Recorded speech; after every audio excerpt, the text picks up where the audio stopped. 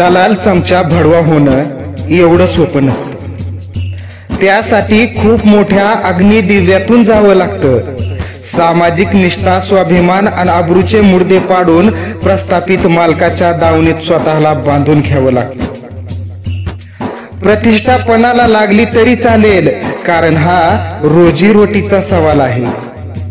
लाचारी पत्करून लालघोटेपणातच ऐशो आराम, संपत्ती आणि अमाप असा माल आहे।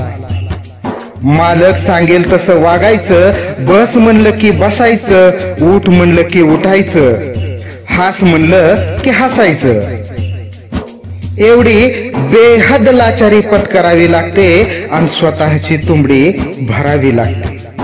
सामाजिक क्रांतीला घोडा लागला तरी चालेल, चळवळीचा रथ मागे गेला तरी चालेल, पण इमाने इतबारे मालकाची चाकरी करावीच लागते आणि चळवळीच्या खऱ्या शिलेदारांविषयी गलिच्छ भाषा वापरावीच लागते। त्यांच्याविषयी समाजात संभ्रम निर्माण करावा लागतो आणि खोट्या नाट्या अफवा पेरून समाज मनात द्वेष पेरावा लागतो। आपणच चळवळीचे वारसदार ही गोष्ट पटवून द्यावी लागते। प्रसंगी समाजाकडून आई बहीण सुद्धा उधळून घ्यावी लागते।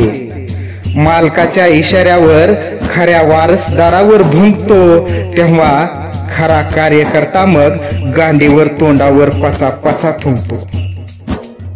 हजार गटतट झाले तरी चालतील, राजकीय चळवळ मागे पडली तरी चालेल आणि सामाजिक समतेची ही लढाई कोपऱ्यात खितपत पडली तरी चालेल। सामाजिक राजकारण नामशेष झालं तरी चालेल, राजकीय चळवळीचं वाभाड निघालं तरी चालेल, पण लाचारी सुटली नाही पाहिजे याची दखल घ्यावी लागते। वारंवार मालकालाही लाचारीची पोचपावती द्यावी लागते। तेव्हा कुठे एखाद दुसऱ्या आमदार खासदार पदी वर्णी लागते आणि लाचारीची लालघोटेपणाची बिदागी मिळाल्यागत एखाद दुसरं मंत्रीपद लागते। म्हणून म्हणतो, दलाल चमचा भडवा होणं एवढं सोपं नसतं। दलाल चमचा भडवा होणं एवढं सोपं नसतं, त्यासाठी खूप मोठ्या अग्निदिव्यातून जावं लागतं।